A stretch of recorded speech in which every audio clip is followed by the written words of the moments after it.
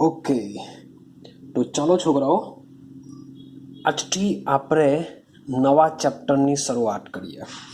અને એ જે નવું ચેપ્ટર છે એ છે ચેપ્ટર નંબર 3ની શરૂઆત કરવાના, જેનું નામ છે વિદ્યુત રસાયણ. શું છે? વિદ્યુત રસાયણ ચેપ્ટરનું નામ છે, જેને ઇંગ્લિશમાં કહીશું આપણે ઇલેક્ટ્રો કેમિસ્ટ્રી. ચાલો, તો આ જે ચેપ્ટર છે, સૌથી પહેલાં વાત કરું આપણે ઇનઓર્ગેનિક બી ચલવું, મીન્સ કે જે આપણે પી વિભાગ ચલવા, ડી વિભાગ ચલવું, એ બધું શું હોય છે? ઇનઓર્ગેનિક હોય છે. દ્રાવણ લઈ લેવું. ત્યાર પછી ઓર્ગેનિકના બી આપણે 2 ચેપ્ટર ચલવીને આવ્યા, મીન્સ કે હેલોજનયુક્ત સંયોજનો જોઈને આવ્યા. ત્યારબાદ આલ્કોહોલ, ફિનોલ અને ઇથર જોઈને આવ્યા. તો હવે એ જમાં જ આપણે એક ફિઝિકલ કેમિસ્ટ્રી, ભૌતિક રસાયણ વિજ્ઞાનનું એક ચેપ્ટર લેવાના, જે છે વિદ્યુત રસાયણ. રેડી છે? તો આ જે ચેપ્ટર છે ખૂબ જ ઇમ્પોર્ટન્ટ ચેપ્ટર છે એઝ અ બોર્ડ દ્રષ્ટિએ. સાથે સાથે તમે JEE, નીટ, ગુજકેટ એ બધા કન્સેપ્ટમાં પણ ખૂબ જ ઉપયોગી રહેતું હોય છે. મોટે ભાગે આ ચેપ્ટરની જો તમને હું વાત કરું તો હમણાં સુધી આ ચેપ્ટરમાંથી મોટે ભાગે દાખલાઓ નીકળે છે. ચેપ્ટર ઘણું બધું મોટું છે ને આમાંથી મોટે ભાગે શું પૂછાય છે? દાખલાઓ પૂછાય છે. તો છોકરાઓ મોટે ભાગે દાખલાઓ કરવામાં થિયરી કરતા નથી. તો મેઇન છે કે થિયરી જો એકવાર ખબર નહીં પડશે, થિયરીને જો નહીં સમજશો, તો એના જે ન્યુમેરિકલ્સ છે, એના જે દાખલાઓ છે, તમને આવડશે નહીં. એના જે MCQ છે તમને આવડશે નહીં. માટે આ ચેપ્ટરને બરાબર સમજવાનો પ્રયત્ન કરજો ને. બહુ મજાનું ચેપ્ટર છે, ઇન્ટરેસ્ટિંગ ચેપ્ટર છે. મીન્સ કે ચેપ્ટર ગોખવાનું નથી, ચેપ્ટર સમજવાનું છે. અને જે આના વિશે વિચારશે તેને આ ચેપ્ટર બહુ ઇઝી લાગશે. તો આઈ હોપ સો તમે આને સમજવાનો પ્રયત્ન કરો, કંઈક દિમાગમાં ઉતારવાનો પ્રયત્ન કરો કે આ ચેપ્ટર શું કહેવા માંગે છે. ક્લિયર છે? તો આપણે શરૂઆત કરીએ વિદ્યુત રસાયણ. ચાલો સમજો.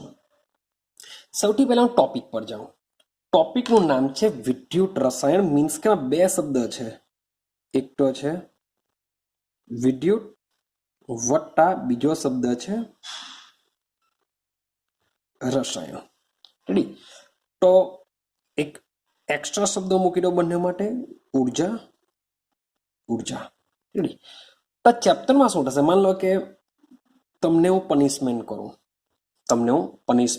જો તમારું રિઝલ્ટ ડાઉન આવ્યું તો હું તમને પનિશમેન્ટ કરા. તો પનિશમેન્ટ માની લઉં કે હું તમને બેક પછાડી એક હાથથી મારું છું, અથવા એક તમાચો મારું છે, એવું યાદ રાખો. ચાલો મને એક તમાચો મારું છું. તો તમે વિચારો કે તમને હું તમાચો મારું તો તેની અસર સીધી ક્યાં જશે? મગજને જશે. હા કે ના? વિચારો જરાક કે હું તમને તમાચો મારો, સટાક દેખી, સીધી અસર મગજને થશે કે યાર સરે બહુ જોરથી માર્યું, તમારો હાથ ગાલ પર ચાલ્યો જશે. મગજ પરથી રિપ્લાય આવશે કે ભાઈ ગાલ પર હાથ મૂકી દેવું, મે બી બીજો તમાચો જો ખાવો પડે તો એ ગાલ પર નહીં વાગે, હાથ પર વાગશે. ક્લિયર? તો શું થશે આમાં? પણ શું થશે? મીન્સ કે તમને જ્યારે માર્યું તેની સીધી ઇફેક્ટ મગજને થઈ અને મગજ પાસેથી પ્રત્યુચ્ચાર મળ્યો, મીન્સ કે રિપ્લાય મળ્યો કે ભાઈ આપણે હાથ મૂકી દેવો પડશે ને કે બીજો બી પડશે. તો એના સેમ એ જ પ્રમાણે આ ચેપ્ટરમાં બી આ હાર્ડ સમાયેલો છે. મીન્સ શું કહેવા માંગુ છું? વિદ્યુત ઉર્જા વત્તા રાસાયણિક ઉર્જા, રસાયણ ઉર્જા. તો થશે શું? આપણે વિદ્યુત ઉર્જાનું કન્વર્ઝન રાસાયણિક ઉર્જામાં કરી શકીએ છીએ અને સાથે સાથે રાસાયણિક ઉર્જાનું કન્વર્ઝન વિદ્યુત ઉર્જામાં કરી શકીએ છીએ. ક્લિયર થાય છે? તો હું ટોપિક લખું, વિદ્યુત રાસાયણિક કોષ. મેં શું લખેલું છે? બરાબર સમજતા જજો, બરાબર બધી વસ્તુ. પહેલું લખેલું છે મેં વિદ્યુત રાસાયણિક કોષ. તો આની વ્યાખ્યા શું થશે? તો જે કોષમાં રાસાયણિક ઉર્જાનું વિદ્યુત ઉર્જામાં રૂપાંતર થાય તેવા કોષને વિદ્યુત રાસાયણિક કોષ કહેવાય છે. મેં તમને શું કીધું? રાસાયણિક ઉર્જાનું વિદ્યુત ઉર્જામાં બી રૂપાંતર કરી શકાય અને વિદ્યુત ઉર્જાનું રાસાયણિક ઉર્જામાં પણ રૂપાંતર કરી શકાય. તો એના માટે એક ચોક્કસ કોષ હોય છે. તો એ કોષનું નામ શું લખ્યું મેં? વિદ્યુત રાસાયણિક કોષ લખ્યું. એનું નામ શું છે? વિદ્યુત રાસાયણિક કોષ. તો આ એવો કોષ હશે કે જેમાં રાસાયણિક ઉર્જાનું વિદ્યુત ઉર્જામાં રૂપાંતર થાય છે. ચાલો સેમ આના કરતા ઉલટું વિચારીએ. તો ઉલટો કોષ છે વિદ્યુત વિભાજન કોષ. ચાલો તો આ શું છે? તો આના કરતા ઉલટું, જે કોષમાં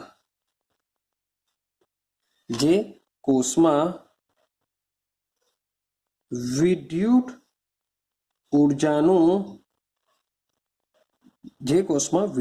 ઉર્જાનું રાસાયણિક ઉર્જામાં રૂપાંતર થાય છે તેવા કોષને કહેવામાં આવે છે વિદ્યુત વિભાજન કોષ કહેવામાં આવશે. શું કહેશું એને આપણે? વિદ્યુત વિભાજન કોષ કહેશું. તો આટલું ક્લિયર થયું? મીન્સ કે બે પ્રકારના કોષો, એક છે વિદ્યુત રાસાયણિક કોષ, એક છે વિદ્યુત વિભાજન કોષ. આ વિદ્યુત રાસાયણિક કોષ એવો હશે કે જેમાં રાસાયણિક ઉર્જાનું વિદ્યુત ઉર્જામાં રૂપાંતર કરીશું. મીન્સ કે રાસાયણિક પ્રોસેસ થશે, રાસાયણિક પ્રક્રિયાઓ થશે, એમાંથી ઉર્જા ઉત્પન્ન થશે. એ ઉર્જાનું કન્વર્ઝન શામાં થાય છે? વિદ્યુત ઉર્જામાં. જ્યારે આમાં શું થશે? વિદ્યુત ઉર્જાનું કન્વર્ઝન રાસાયણિક ઉર્જામાં થશે. અને એક હજુ વસ્તુ સમજવાની છે. સમજો, માન લો કે ધાતુઓ શું કરે છે? વિદ્યુત પ્રવાહનું વહન કરે છે. શું કરશે? વિદ્યુત પ્રવાહનું વહન કરી શકે છે. તો શું મારી પાસે જો જલીય દ્રાવણ હોય, ટીવી કેવું છે? ક્ષાર યુક્ત. મારી પાસે જલીય દ્રાવણ છે, એ બી કેવું છે? ક્ષાર યુક્ત જલીય દ્રાવણ છે. તો શું આ જલીય દ્રાવણ વિદ્યુત પ્રવાહનું વહન કરી શકશે? તો આપણો જે લાસ્ટ પોઈન્ટ છે, જે ત્રીજો પોઈન્ટ છે, એ ત્રીજો પોઈન્ટ આપણે સમજવાનો પ્રયત્ન કરીશું. વિદ્યુતનું વહન મીન્સ કે આપણા જે જુદા જુદા પ્રકારના જે દ્રાવણો છે, એ દ્રાવણો વિદ્યુતનું વહન કેવી રીતના કરશે. મીન્સ કે આ જે ચેપ્ટર છે, એ ચેપ્ટરની અંદર આપણે 3 પોઈન્ટ ક્લિયર કરવાના છે. કેટલા પોઈન્ટ? 3 પોઈન્ટ. પહેલો પોઈન્ટ છે પહેલો પોઈન્ટ છે આપણો વિદ્યુત રાસાયણિક કોષ. બીજો પોઈન્ટ છે આપણો વિદ્યુત વિભાજન કોષ. અને ત્રીજો પોઈન્ટ છે વિદ્યુતનું વહન. તો આ ચેપ્ટર મીન્સ કે આ 3 પોઈન્ટ આપણે કમ્પ્લીટ કરીશું. 3 પોઈન્ટ કમ્પ્લીટ થઈ ગયા બાદ આપણું ચેપ્ટર કમ્પ્લીટ થઈ જશે. રેડી છે?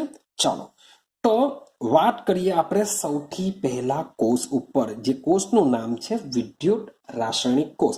તે પહેલા હું તમને સૌથી પહેલા જરાક ઇમ્પોર્ટન્ટ આપી દઉં કે આ ચેપ્ટરની ઇમ્પોર્ટન્સ શું છે, શા માટે આ ચેપ્ટર ભણવું જોઈએ. તો સૌથી પહેલી વાત કરીએ, માન લો કે એક્ઝામ્પલ તરીકે લઉં, આમાં તમે બેટરી જોઈ હશે. શું જોઈ હશે? બેટરી. તમે બેટરી મીન્સ કે એને એકચ્યુઅલી સેલ જ કહેવાશે. સેલના એકચ્યુઅલી જુદા જુદા પ્રકાર પાડીએ છીએ આપણે. મર્ક્યુરી સેલ એટલે મીન્સ ઘડિયાળમાં જે વપરાય છે નાના નાના સેલ. પછી મોટી ઘડિયાળમાં જે વપરાય છે, ભાઈ રિમોટમાં જે સેલ વપરાય છે. ક્લિયર? તો આ જે બી સેલ છે, એ સેલ શાના પર કામ કરતા હોય છે? વિદ્યુત રાસાયણિક કોષ પર કામ કરતા હોય છે. ક્લિયર છે? માટે એ બધી બી આપણે આમાં ભણીશું. ત્યાર પછી આમાં લઈ લો કે આનો ઉપયોગ શું થાય. તો ભાઈ વિદ્યુત ઉર્જાનું રૂપાંતર આપણે શામાં કરવાના છે? રાસાયણિક ઉર્જામાં કરવાના છે. તો આના દ્વારા શું થઈ શકે? તો આના દ્વારા આપણે ઘણા બધા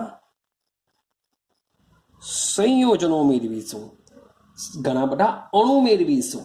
જેમ કે તમે HCl મેળવી શકો છો, ડાયક્લોરિન મેળવી શકો છો, ડાયફ્લોરિન મેળવી શકો છો, મે બી ઘણી બધી મેટલ્સ મેળવી શકો છો આમાં. ક્લિયર છે? મેટલ્સનું શુદ્ધિકરણ કરી શકો છો. તો આ જે બધી વસ્તુઓ છે એ બધી વસ્તુઓ શામાં આવે છે? વિદ્યુત વિભાજન કોષની અંદર આવે છે. ને વિદ્યુત વહન આખું અલગ ચેપ્ટર છે. મીન્સ કે આપણે આવા ક્ષારોનું જલીય દ્રાવણ બનાવીશું ને એમાંથી વિદ્યુતનો પ્રવાહ પસાર કરવાનો પ્રયત્ન કરીશું. ક્લિયર છે? માટે આ ચેપ્ટર જોવા જઈએ તો ખૂબ જ ઇમ્પોર્ટન્ટ ચેપ્ટર છે. હવે આ બંનેમાં શું ડિફરન્સિએશન પડશે એની સમજણ આપણે પછી આપીશું કે વિદ્યુત રાસાયણિક કોષમાં શું થશે, વિદ્યુત વિભાજન કોષમાં શું થશે, બંને વચ્ચે શું ડિફરન્સિએશન છે એ હું હમણાં તમને કહેતો નથી.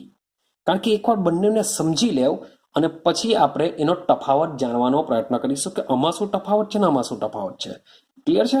તો એ ડિસ્કશન હું હમણાં કરતો નથી. તો આપણે શરૂઆત કરીએ. આપણો પહેલો પોઈન્ટ છે વિદ્યુત રાસાયણિક કોષ. ચાલો તો વાત કરીશું આપણે વિદ્યુત રાસાયણિક કોષ વિશે. તો સૌથી પહેલા આ જે વિદ્યુત રાસાયણિક કોષ છે અને આ ચેપ્ટરને જો તમારે સમજવું હોય તો ચેપ્ટરને સમજવા કરતા પહેલા મારે સમજાવવું છે રેડોક્સ પ્રક્રિયા. તમારી પાસે શાનું નોલેજ હોવું જોઈએ? રેડોક્સ પ્રક્રિયા વિશેનું નોલેજ હોવું જોઈએ. જો આ ચેપ્ટરને જો તમારે કમ્પ્લીટલી શીખવું હોય, બરાબર વ્યવસ્થિત શીખવું હોય તો તમારી પાસે 11 સાયન્સનું જે ચેપ્ટર છે રેડોક્સ પ્રક્રિયા એના વિશેની ઇન્ફોર્મેશન હોવી જોઈએ. તેમ છતાં બી હું તમને થોડુંક સમજાવવાનો પ્રયત્ન કરું. ચલો, રેડોક્સ પ્રક્રિયાની વ્યાખ્યા શું થાય તો સમજો. એવી પ્રક્રિયા કે જેમાં ઓક્સિડેશન અને રિડક્શન બંને એકી સાથે થતી હોય છે. એવી પ્રક્રિયા કે જેમાં ઓક્સિડેશન અને રિડક્શન બંને શું થતી હોય? એકી સાથે થતી હોય. તો આવી પ્રક્રિયાને શું કહેશું? રેડોક્સ પ્રક્રિયા કહેશું. એટલે એનો મતલબ એમ થાય કે જે રેડોક્સ પ્રક્રિયા છે, રેડોક્સ પ્રક્રિયા છે એ પ્રક્રિયા ઓક્સિડેશન પ્લસ રિડક્શન પ્રક્રિયાથી બનતી હોય છે. તો આપણે સમજવું પડશે કે ભાઈ ઓક્સિડેશન કોને કહેવાશે. ચાલો સમજો. આપણે જરાક ભાગ પાડી દઈએ. માન લો કે અહીંયા ઓક્સિડેશનની વાત કરા, અહીંયા રિડક્શનની વાત કરાવું. યાદ કરો 11 સાયન્સને. ઓક્સિડેશન ભાઈ કેવી રીતના ખબર પડી? તો મોટે ભાગે પહેલાના સમયમાં આ કાંઠી આવી હશે તેનું જો થોડુંક વિચાર કરીએ તો મોટે ભાગે પહેલાના સમયમાં જે બધી ધાતુઓ, આપણે મોટે ભાગે ધાતુનો ઉપયોગ વધારે કરીએ છીએ. તો એ જે ધાતુઓ છે એ મુક્ત અવસ્થામાં તેના ઓક્સાઇડ સ્વરૂપે મળતી હતી. તો ઓક્સાઇડ સ્વરૂપે જો હોય તો એ ધાતુના ઓક્સાઇડમાંથી આપણે શું કરવું પડશે? ધાતુને છૂટી કરવી પડશે. રેડી? તો કોઈ પણ સ્પીસીસ લઈ લઈએ આપણે. કોઈ પણ સ્પીસીસ કે જેમાંથી ઓક્સિજન શું O2 દૂર થતો હોય તો તેનું શું થયેલું કહેવાય? રિડક્શન થયેલું કહેવાય. અથવા કોઈ પણ સ્પીસીસ કે જેમાં O2 ઉમેરાતો હોય તેને શું કહેશું? ઓક્સિડેશન કહેવામાં આવે છે. માન લો કે મારી પાસે સોડિયમ છે. આ સોડિયમ O2 સાથે રિએક્શન કરશે તો શું બનાવશે? Na2O2 સોડિયમ પેરોક્સાઇડ બનાવી શકે અથવા Na2O સોડિયમ ડાયોક્સાઇડ બનાવી શકે. રેડી છે? ચાલો, એવી કોઈ રિએક્શન કે જેમાંથી O2 દૂર થતો હોય, માન લો કે લેવાનું છે ઝિંક ઓક્સાઇડ પ્લસ કાર્બન સાથે રિએક્શન કરાવો તો શું બનશે? Zinc plus carbon monoxide. તો આ જે રિએક્શન છે ચેક કરો. ઝિંક પાસે ઓક્સિજન હતો, હવે ખાલી રહી ગયો ઝિંક. મીન્સ કે ઝિંક ઓક્સાઇડનું શું થાય છે? રિડક્શન થાય છે. ક્લિયર? ચાલો, બીજી રિએક્શન ભાઈ એના કરતાં ઉલટી. હવે બીજી રિએક્શન કેવી રીતના અસ્તિત્વમાં આવી? માન લો કે મારી પાસે મિથેન હોય, તો મિથેનનું ભાઈ મિથેનમાં O2 ઉમેરવાનો કોઈ પ્રયત્ન કર્યો, તો મિથેનમાં જો O2 ઉમેરવાનો પ્રયત્ન કર્યો તો બે વસ્તુ બન્યું, CO2 વત્તા H2. તો એના પરથી આઈડિયા આવી કે ભાઈ કાર્બન પાસે હાઇડ્રોજન હતા, હવે કાર્બન પાસે ઓક્સિજન આવી ગઈ એટલે હાઇડ્રોજનનો ઘટાડો થયો. તો બીજી વ્યાખ્યા આવી કે જો આખું નહીં લખતો, હાઇડ્રોજન દૂર થાય તો પણ ઓક્સિડેશન થયેલું કહેવાય, ને આ બાજુ હાઇડ્રોજન ઉમેરાય તો પણ શું થયેલું કહેવાશે? રિડક્શન થયેલું કહેવાશે. ક્લિયર છે? ચાલો સેમ આપણે ત્રીજી વ્યાખ્યા પર આવી ગયેલા. ઓક્સિડેશન આંકનો ભાઈ વધારો થાય તો પણ શું થયેલું કહેવાય? ઓક્સિડેશન થયેલું કહેવાય. ત્રીજી વ્યાખ્યા, ઓક્સિડેશન આંકનો ઘટાડો થયેલો હોય તો રિડક્શન થયેલું કહેવાય. હવેની જે વ્યાખ્યા છે એ આના માટે ખૂબ જ ઇમ્પોર્ટન્ટ છે. આ ચોથી વ્યાખ્યા યાદ રાખજો. શું છે ચોથી વ્યાખ્યા? મીન્સ કે ચેપ્ટરને સમજવું હશે તો ચોથી વ્યાખ્યાને તમારે છેલ્લે સુધી યાદ રાખવું પડશે. જો કોઈ સ્પીસીઝ કંઈ બી આવી શકે, કંઈ બી લઈ લો, જો કોઈ પણ સ્પીસીઝ ઇલેક્ટ્રોન ગુમાવે, યાદ રાખજો, જો કોઈ પણ સ્પીસીઝ ઇલેક્ટ્રોન ગુમાવે તો તેનું શું થયેલું કહેવાશે? ઓક્સિડેશન થયેલું કહેવાશે. આના કરતા ઉલટું, જો કોઈ સ્પીસીઝ ઇલેક્ટ્રોન મેળવે, શબ્દ છે મેળવે, જો કોઈ સ્પીસીઝ ઇલેક્ટ્રોન મેળવે તો એનું શું થયેલું કહેવાશે? રિડક્શન થયેલું કહેવાશે. તો આ જે વ્યાખ્યા છે એ વ્યાખ્યા તમારે આખા ચેપ્ટર માટે યાદ રાખવી પડશે. કેમ? કારણ કે વિદ્યુત રાસાયણિક કોષ લઈ લો કે વિદ્યુત વિભાજન કોષ લઈ લો, બંનેમાં પ્રોસેસ કઈ થવાની છે? રેડોક્સ રિએક્શન થવાની છે. એ વિદ્યુત વિભાજન કોષ હોય કે વિદ્યુત રાસાયણિક કોષ હોય, બંને કોષોમાં કામ શું થવાનું છે? રેડોક્સ રિએક્શન કામ થવાની છે. મીન્સ કે ઓક્સિડેશન અને રિએક્શન બંને થવાનું છે. માટે જે ચોથી વ્યાખ્યા છે તમારે બરાબર દિમાગમાં રાખવી પડશે. આટલી વસ્તુ ક્લિયર થઈ ગયું? ચાલો હજુ પણ આપણે 11 સાયન્સને યાદ કરવાનો પ્રયત્ન કરીએ. યાદ કરો. માની લો કે મારી પાસે શું છે? એક બીકર છે, તેમાં માની લો ભાઈ બ્લુ રંગનું છે. શું કરું છું? CuSO4 નું જલીય દ્રાવણ. આ જે દ્રાવણ છે એ દ્રાવણની સાંદ્રતા મેં કેટલી લીધેલી છે? 1 મોલર લીધી છે. આટલું ક્લિયર થયું? ચાલો તો મેં શું કરેલું છે? કોપર સલ્ફેટનું જલીય દ્રાવણ લીધેલું છે 1 મોલર. હવે આ દ્રાવણની અંદર હું એક રોડ મૂકી દઉં છું, સળિયો મૂકી દઉં છું, એક રોડ મૂકી દીધો. અને આ જે રોડ છે એ રોડ છે ઝીંક ધાતુનો. તો યાદ કરો 11 સાયન્સને, આમાં તમને શું ઓબ્ઝર્વેશન જોવા મળશે? યાદ કરો, પોઈન્ટ બાય પોઈન્ટ આપણે યાદ કરીએ. ચાલો શું થશે કે ઝીંકના સળિયાને જો કોપર સલ્ફેટના જલીય દ્રાવણમાં રાખવામાં આવે તો તમને શું ઓબ્ઝર્વેશન જોવા મળે? તો પહેલી વસ્તુ શું જોવા મળશે કે કોપર સલ્ફેટનું જલીય દ્રાવણ છે કયા રંગનું હોય છે? શરૂઆતમાં ભૂરા રંગનું હોય છે. જ્યારે ઝીંકનો સળિયો મૂકવામાં આવે તો ભૂરા રંગનું જે દ્રાવણ છે એ દ્રાવણ કેવું બનતું જશે? શરૂઆતમાં ભૂરા રંગનું દ્રાવણ આછો ભૂરો રંગ મેળવે અને અંતમાં કેવો બનશે? રંગ વિહીન બની જશે. આવું ઓબ્ઝર્વેશન તમે જોશો. રેડી? બીજું ઓબ્ઝર્વેશન તમે શું જોશો કે આ જે ઝીંક ધાતુનો જે સળિયો છે એ સળિયાનું પહેલેથી વજન કરેલું હોય છે. તો Zn ના સળિયાનું વજન બોલો શું થશે? ઝીંકનો જે સળિયો છે એ સળિયાનું વજન શું થશે?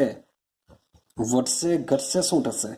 કારણ કે રિએક્શન શું થવાની કે આ જે ઝીંકનો સળિયો છે એ સળિયાનું, ચાલો અમને વજન છોડી દે, સળિયાનું શું થાય છે? ઓક્સિડેશન થવાનું. ઓક્સિડેશનનો મતલબ શું થશે? અહીંયા લખીએ આપણે કે Zn it gives Zn+2 electron. આ રીતની રિએક્શન થશે. મીન્સ કે જે ઝિંકનો સળિયો છે તેનું શું થવાનું? ઓક્સિડેશન થવાનું. સાથે જે કોપર સલ્ફેટનું જે દ્રાવણ છે એ કોપર સલ્ફેટમાં કોણ રહેલો છે? Cu+2 રહેલો હોય છે, જે Zn દ્વારા મુક્ત થયેલા 2 ઇલેક્ટ્રોનને લઈ લેશે, જેથી Cu+2 2 ઇલેક્ટ્રોનને મેળવી લેશે અને રૂપાંતર થઈ જશે Cuમાં. અને થયું કહેવાય રિડક્શન. અને આ બંનેનો સરવાળો જેને આપણે કહેશું રેડોક્સ રિએક્શન, જેમાં આ ઇલેક્ટ્રોન કેન્સલ થઈ જશે. તો Zn વત્તા Cu+2 it gives Zn+2 Cu. આ રીતની આપણે રિએક્શન 11 સાયન્સની અંદર જોઈને આવ્યા છે. રિએક્શન થાય છે. યાદ કરો, મેં એવું બી તમને કીધેલું કે આના કરતાં ઉલટું જો વિચારીએ કે ઝિંક સલ્ફેટનું દ્રાવણ લેવું અને કોપરનો સળિયો લેવું, તો આ રિએક્શન શક્ય નથી. એ કેમ શક્ય નથી એ યાદ કરો. મેં તમને EMF શ્રેણી વિશે સમજણ પાડેલી હતી, પણ એની બી આપણે વાત પછી કરીશું. શરૂઆત આટલેથી કરીએ આપણે કે ઝિંકના સળિયાને જ્યારે કોપર સલ્ફેટના દ્રાવણમાં મૂકવામાં આવે છે ત્યારે આ મુજબની રિએક્શન થાય છે. ક્લિયર? બંને એક સાથે જ છે. ક્લિયર? તો આ જે રિએક્શન છે એ રિએક્શન કયા પ્રકારની છે? તો આને કહેશું આપણે વિદ્યુત રાસાયણિક કોષ. આ જે કોષ છે એ કોષ કયો છે? વિદ્યુત રાસાયણિક કોષ છે. હવે તમે કહેશો સર કેવી રીતના વિદ્યુત રાસાયણિક કોષ? કે રિએક્શન થાય છે મીન્સ કે રાસાયણિક પ્રક્રિયા થાય છે આવી, તો રાસાયણિક ઉર્જા ઉત્પન્ન ક્યાં થઈ? સર કેવી રીતના વિદ્યુત ઉર્જા ઉત્પન્ન થઈ? તો હવે જરાક સમજો, હું જરાક તમને સમજાવું તેમ. ચાલો માની લઈએ કે હવે કામ કરીએ આપણે, જરાક સમજજો કે આની આગળ જે મેં તમને એક્ઝામ્પલમાં સમજાવ્યું એમાં મેં શું કરેલું હતું? બંનેને એક સાથે રાખેલા હતા. પણ શું આપણે અલગ અલગ રાખવાનો પ્રયત્ન કરીએ તો શું વસ્તુ પોસિબલ છે કે નથી એનો વિચાર કરીએ. સમજજો. ચાલો, મીન્સ કે મેં 2 બીકર લીધા. મેં એક બીકરની અંદર આ જે બીકર છે એમાં મેં શું કર્યું? 1 મોલર ZnSO4 નું જલીય દ્રાવણ લીધું. અને આ જે બીજું બીકર છે એ બીજા બીકરની અંદર 1 મોલર CuSO4 નું દ્રાવણ લીધું. તો એક બીકરની અંદર ઝિંક સલ્ફેટનું લીધું, બીજા બીકરની અંદર કોપર સલ્ફેટનું દ્રાવણ લીધું. હવે આ જેમાં ઝિંક સલ્ફેટનું દ્રાવણ છે એમાં હું એક વિદ્યુત ધ્રુવ મૂકી દઉં છું. શું મૂકી દઉં છું? વિદ્યુત ધ્રુવ મૂકી દઉં છું. અને આ જે વિદ્યુત ધ્રુવ હોય છે એ શાનો હોય છે? ઝિંકનો હોય છે. શાનો હોય છે? ઝિંકનો. હવે આ બાજુ પણ સેમ એક બીજો વિદ્યુત ધ્રુવ લઈ લઉં છું. આ જે બીજો વિદ્યુત ધ્રુવ હોય છે એ માની લો કે કોપરનું છે, કારણ કે કોપર સલ્ફેટનું દ્રાવણ છે, એની અંદર કોપરનો વિદ્યુત ધ્રુવ છે. આ બાજુ ZnSO4, આ બાજુ ઝિંકનો છે. તો તમને શું લાગે આ રીતની જો રચના હશે તો શું થાય? કઈ રિએક્શન થશે કે નહીં થશે? તો આ રીતનું જો હોય તો ભાઈ પ્રક્રિયા શક્ય નથી. શું થશે? પ્રોસેસ પોસિબલ નથી. તો હું પ્રોસેસ શક્ય કરાવવા માટે હવે હું શું કરું છું સમજો. આ જે ઝિંક છે અહીંયા હું એક મૂકી દઉં છું એમીટર, અને એને આ કોપર વિદ્યુત ધ્રુવ સાથે કોપરના તાર મારફતે જોઈન્ટ કરું છું. મીન્સ કે કોપરનો તાર છે કે જે વિદ્યુતનું વહન કરી શકે. તો આ મુજબ મીન્સ કે મેં જોડેલું છે. મીન્સ કે મારે જાણવું છે કે શું આ જે કોષ છે કોષ ખરેખર વિદ્યુત પ્રવાહ ઉત્પન્ન કરશે, એટલે કે રાસાયણિક ઉર્જાનું વિદ્યુત ઉર્જામાં રૂપાંતર કરશે, એ મારે જાણવું છે. તો મીન્સ કે આ રીતના બંનેને જ્યારે અલગ અલગ પાત્રમાં રાખવામાં આવે છે અને આ બંને વિદ્યુત ધ્રુવોની સાથે માની લઉં કે હું એટલે કે એમીટર હું જોઈન્ટ કરી લઉં છું. તો એમીટર જ્યારે જોઈન્ટ કરવામાં આવે છે ત્યારે મેં જોયું કે ભાઈ આ એમીટર કોઈ પણ પ્રકારનો વિદ્યુત પ્રવાહ દર્શાવતો નથી. ક્લિયર? ચાલો હવે શું કરીએ છીએ, આની અંદર તમને આઈડિયા હશે કે ભાઈ શું નાખવું પડશે? યુ આકારની નળી, જેને આપણે શું કહીએ છીએ? ક્ષાર ક્ષેતુ એડ કરવી પડશે. તો હું શું કરું છું, ક્ષારક સીટું એડ કરું છું. બધા ભાગને આપણે લગભગ 11 સાયન્સમાં બહુ સારી રીતના સમજાવેલા છે. એમાં શું ભરેલું છે, માની લો કે હું KNO3 દ્રાવણ ભરું છું. રેડી. તો આ રીતના જ્યારે બંને કોષોને જ્યારે ક્ષારક સીટુ વડે જોઈન્ટ કરવામાં આવે છે ત્યારે શું થશે, પ્રક્રિયા સ્ટાર્ટ થઈ જશે અને એ મીટર વડે ચોક્કસ પોટેન્શિયલ દર્શાવશે. ક્લિયર. ને આ જે પોટેન્શિયલ દર્શાવશે એ કેટલો હોય છે, 1.1 વોલ્ટ જેટલો પોટેન્શિયલ દર્શાવતું હોય છે, જે આપણે ભણેલા છે. રેડી. તો આ જે કોષ છે, આ જે કોષ મેં જે દર્શાવેલો છે, આ કોષને કહેવામાં આવે છે ડેનિયલ કોષથી ઓળખીએ છીએ. શાનાથી ઓળખીએ છીએ, ડેનિયલ કોષથી ઓળખીએ છીએ, કે જેમાં ઝિંક અને કોપરનો જેમાં ઉપયોગ થાય છે એવા કોષને શું કહેશું આપણે, ડેનિયલ કોષ. અને ડેનિયલ કોષનું બી તાત્પર્ય શું હોય છે ભાઈ, રાસાયણિક ઉર્જાનું કન્વર્ઝન શેમાં કરશે, વિદ્યુત ઉર્જાની અંદર. રાસાયણિક ઉર્જાનું રૂપાંતર કરશે વિદ્યુત ઉર્જામાં. કોણ, આ ડેનિયલ કોષ. ચાલો હવે બરાબર સમજો રિએક્શનમાં શું થશે. તો તમને પાછું 11 સાયન્સનું યાદ કરાવું. સૌથી પહેલા આપણે શું કરેલું હોય છે, આપણને એકચ્યુઅલી ખબર જ નથી કે શામાં ઓક્સિડેશન થશે, શામાં રિડક્શન થશે, કેવી રીતના વોલ્ટેજ ઉત્પન્ન થશે, એને થોડોક આ વખતે સમજવાનો પ્રયત્ન કરીએ.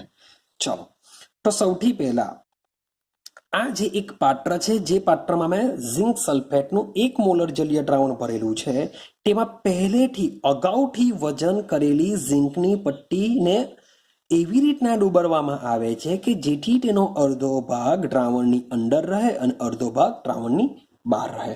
સેમ એ જ પ્રમાણે બીજા બીકરમાં 1 મોલર કોપર સલ્ફેટના જલીય દ્રાવણની અંદર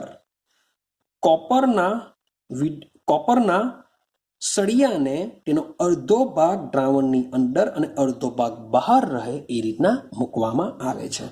હવે આ બંને વિદ્યુત ધ્રુવોને કોપરના તાર મારફતે એ મીટર વડે બાહ્ય પરિપથથી એકબીજા સાથે જોડવામાં આવે છે.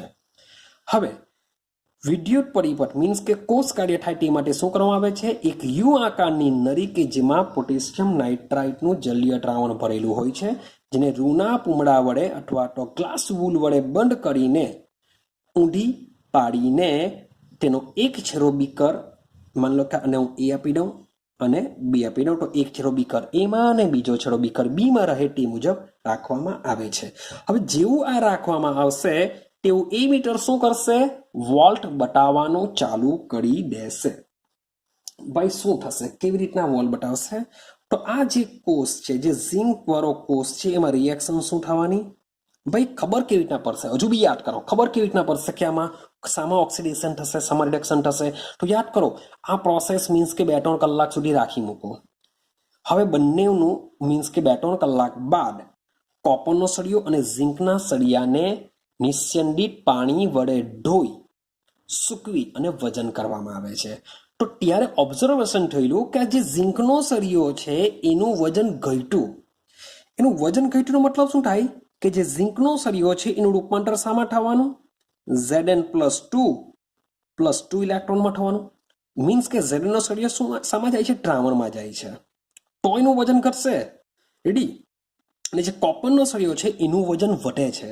તો ભાઈ વધે શા માટે, તો દ્રાવણમાં શું રહેલું હોય છે, Cu+2 અને SO4-2. તો આ જે Cu+2 છે કોપરના સળિયા પર નિક્ષેપિત થાય છે અથવા જમા થાય છે, જેને લીધે Cu+2 અથવા તો Zn+2 દ્વારા જે 2 ઇલેક્ટ્રોન ગુમાવાય છે, Cu+2 મેળવશે અને રૂપાંતર થઈ જશે કોપરની અંદર. તો એનો મતલબ એમ થાય કે આ જે રિએક્શન છે, રિએક્શનમાં જે Zn છે, Zn શું કરે છે, 2 ઇલેક્ટ્રોન આ બાજુ ટ્રાન્સફર કરે છે અને આ જે સળિયો છે સળિયાને શું કરે છે, નેગેટિવ કરે છે. એટલે કે આ સળિયો કેવો બની જાય છે, ઋણ ભારિત બની જાય છે. સળિયો શું બની જશે, ઋણ ભારિત. અને આ જે સળિયો છે ઇલેક્ટ્રોન શું કરે છે, મોકલી આપે છે, માટે આ સળિયો બની જશે ધન ભારિત. શું બની જશે, ધન ભારિત બની જશે. ક્લિયર. હવે આ સમજો, આ જે વસ્તુ તમને સમજાવું છું છે, ધન ભારિત સમજાવું છું, ઋણ ભારિત સમજાવું છું, એ એકચ્યુઅલી ડેનિયલ કોર્સમાં સમજાવું છું. પણ આવો તમે કોઈ પણ લઈ લો ગેલ્વેનિક કોષ લઈ લો. શું લઈ લો? કોઈ પણ ગેલ્વેનિક કોષ લઈ લો. તો આ ગેલ્વેનિક કોષમાં પણ સેમ આ જ વસ્તુ થશે. તો આ કોષને બી ગેલ્વેનિક કોષ કહી શકાય, આ કોષને ડેનિયલ કોષ બી કહી શકાય. એકચ્યુઅલી ગેલ્વેનિક કોષની અંદર જ એક આવશે ડેનિયલ કોષ. મીન્સ કે ગેલ્વેનિક કોષનો મતલબ શું થાય? તો રાસાયણિક ઉર્જાનું શામાં રૂપાંતર કરશે? વિદ્યુત ઉર્જામાં. પણ જ્યારે વિદ્યુત ધ્રુવ તરીકે ઝિંક અને કોપરના ધ્રુવનો ઉપયોગ કરવામાં આવે છે ત્યારે એને કહીશું ડેનિયલ કોષ. પણ મે બી ઝિંકની જગ્યા માન લો કે એજીની વાત કરું, એજી સાથે જો કમ્પેરિઝન કરો તો એ બની જશે ગેલ્વેનિક કોષ બની જશે. આઈડિયા આવે છે? તો બંનેમાં આટલો ડિફરન્સિએશન છે. મીન્સ કે હું જે સમજાવું છું આ બધી વસ્તુ તે ગેલ્વેનિક કોષ માટે પણ સેમ આ જ પ્રમાણે કામ કરતું હોય છે, માટે બરાબર સમજજો. ચાલો, તો આ બનશે ધન ભારિત, આ બનશે ઋણ ભારિત. મીન્સ કે સમજી લેજો, જેનું પણ ઓક્સિડેશન થતું હોય તે સળિયો શું બનતો હોય છે? ધન ભારિત બનતો હોય છે. અને જેનું રિડક્શન થતું હોય છે તે શું બનતું હોય છે? ઋણ ભારિત બનતું હોય છે. તો આ જે પ્રોસેસ છે બંને કેવી છે? અર્ધ પ્રક્રિયા વડે ઓળખીશું. શું ઓળખીશું? અર્ધ પ્રક્રિયા. મીન્સ કે આને કહેવાશે ઓક્સિડેશન અર્ધ પ્રક્રિયા, આને કહેવાશે રિડક્શન અર્ધ. બાજુ થાય છે ઓક્સિડેશન અર્ધ પ્રક્રિયા, બીજી બાજુ થાય છે રિડક્શન અર્ધ પ્રક્રિયા. હવે એક બીજી વસ્તુ તમે નોટ કરી હશે કે આ જે ગેલ્વેનિક કોષ છે અથવા તો વિદ્યુત રાસાયણિક આ કોષ છે, એ વિદ્યુત રાસાયણિક કોષ અથવા તો ગેલ્વેનિક કોષ અથવા તો ડેનિયલ કોષ, કે આ કોષની અંદર જે રાસાયણિક ઉર્જાનું શામાં રૂપાંતર થાય છે? વિદ્યુત ઉર્જામાં. તે સ્વયં સ્ફુરિત પ્રક્રિયા છે. યાદ રાખજો, આ પ્રોસેસ કેવી હોય છે? સ્વયં સ્ફુરિત હોય છે. અને કહેવામાં નથી આવતું કે ભાઈ તું વિદ્યુત પ્રવાહ ઉત્પન્ન કર. જેવી તમે ક્ષાર સીટું એડ કરશો એટલે શું થશે? કોષ ઓટોમેટિક કામ કરવાનું સ્ટાર્ટ કરી દેશે અને વિદ્યુત પ્રવાહ ઉત્પન્ન કરતો થઈ જશે. એટલે કે પ્રોસેસ આપમેળે થાય છે. એટલે કે સ્વયં સ્ફુરિત પ્રક્રિયા છે. અને બંને કોષ લો, બંનેમાં રેડોક્સ તો થવાની છે. ચાલો, સ્વયંસ્ફુરિત પ્રક્રિયા. હવે સ્વયંસ્ફુરિત પ્રક્રિયા હોય તો આવી પ્રોસેસ માટે ડેલ્ટા જીની વેલ્યુ બોલો શું હશે? 100% કેવી હશે? ઋણ હશે. ઉષ્માગતિશાસ્ત્રને યાદ કરો કે જે પણ પ્રક્રિયા આપમેળે થતી હોય તો તેના માટે ડેલ્ટા જી બરાબર શું હોય છે? ઋણ હોય છે. આઈડિયા આવી ગઈ છે? ચાલો, હવે સમજો આ ડેલ્ટા જી શા માટે ઋણ હોય છે એના માટે હું તમને બહુ ડિટેલમાં વાત નથી કરતો, કારણ કે 11 સાયન્સમાં મેં તમને સમજાવી દીધેલું હોય છે કે આ જે પ્રણાલીની જે આ જે ગિબ્સની મુક્ત ઉર્જા છે, આ મુક્ત ઉર્જા શું કરે છે? ઉપયોગી કાર્ય માટે વપરાઈ જતી હોય છે. શું થતું હોય છે? ઉપયોગી કાર્ય માટે વપરાઈ જતી હોય છે. એટલું તમને કહું. ચાલો, તો ડેલ્ટા જી કેવું હોય છે? સ્વયંસ્ફુરિત છે, માટે ડેલ્ટા જીનું મૂલ્ય ઋણ હોય છે. આગળ સમજો. ચાલો, મને એટલું ખબર પડી ગઈ કે કઈ બાજુ ઓક્સિડેશન થાય છે, કઈ બાજુ રિડક્શન થાય છે. હવે માની લે કે ઓક્સિડેશન રિડક્શન તો મને ખબર પડી ગઈ. હવે આ જે કોષ છે, મીન્સ કે આપણે હું અને ગેલ્વેનિક કોષને સાઈડ પર રાખું, પહેલા ડેનિયલ કોષ વિશે સમજાવું. હવે સમજો કે આ જે કોષ જ્યારે કાર્ય કરતો હોય છે ત્યારે તમને 1.1 વોલ્ટ જેટલો વિદ્યુત પ્રવાહ ઉત્પન્ન કરીને આપતો હોય છે. રેડી? તો પહેલી વસ્તુ કે આ કોષ કંઈ આજીવન કાર્ય નથી કરવાનો. મીન્સ કે તમે એકવાર ચાર્જ સીધું મૂક્યું તો 1.1 વોલ્ટ આપતો જ રહેશે. તો ના, એવું નથી. કોઈ પણ કોષની શું હશે? એક મર્યાદા હશે, જે આપણે 11 સાયન્સમાં ભણીને આવ્યા છે. કારણ કે ઝિંકના સળિયાનું સમજો, ઝિંકના સળિયાનું જો ઓક્સિડેશન થાય તો Zn+2 દ્રાવણમાં આવવાનો. તો આ દ્રાવણ કેવું બનશે? ધન વીજભારિત બનવાનું. બાય Cu+2 નું રિડક્શન થતું હોવાથી એ જો Cu પર જમા થતો રહેશે, Cu પર શું થશે? જમા થતો રહેશે. તો આ બાજુ શું ઉત્પન્ન થશે? SO4-2 ઉત્પન્ન થશે. ક્લિયર? તો તમારું દ્રાવણ આ ધન બનશે, આ દ્રાવણ ઋણ બનશે. સાથે સાથે આ જે સળિયો છે ધન ભારિત બનશે, આ સળિયો ઋણ ભારિત બનશે. મીન્સ કે ધન ભારિત અને ઋણ ભારિત વચ્ચે શું થશે? વિદ્યુત ધ્રુવનો તફાવત ઉત્પન્ન થતો હોય છે. એના માટે એક સારક સીટું મૂકવામાં આવે છે કે બંને દ્રાવણમાં વિદ્યુતીય રીતે તટસ્થતા જાળવી રાખશે. પણ ક્યાં સુધી? એની પર અમુક ચોક્કસ રેન્જ હોય છે, ચોક્કસ મર્યાદા હોય છે, ત્યાં સુધી જ કોષને કાર્યરત કરી શકે. પછી તો કોષ કાર્ય કરતો બંધ થઈ જશે. પણ માની લો કે કોષ કાર્ય કરે છે, કોષનો પોટેન્શિયલ કેટલો છે? 1.1 વોલ્ટ છે. હવે આટલે સુધી તો આપણે 11 સાયન્સમાં ભણીને આવ્યા છે. હવે નવું સમજીએ. માની લો કે આ ડેનિયલ કોષ જ્યારે કાર્ય કરતો હોય ત્યારે થોડુંક નવું કરીએ. હવે નવું શું કરીએ સમજો. અહીં હું આકૃતિ દોરું છું. હવે એને સમજવાનો પ્રયત્ન કરીએ કે શું થઈ રહ્યું છે.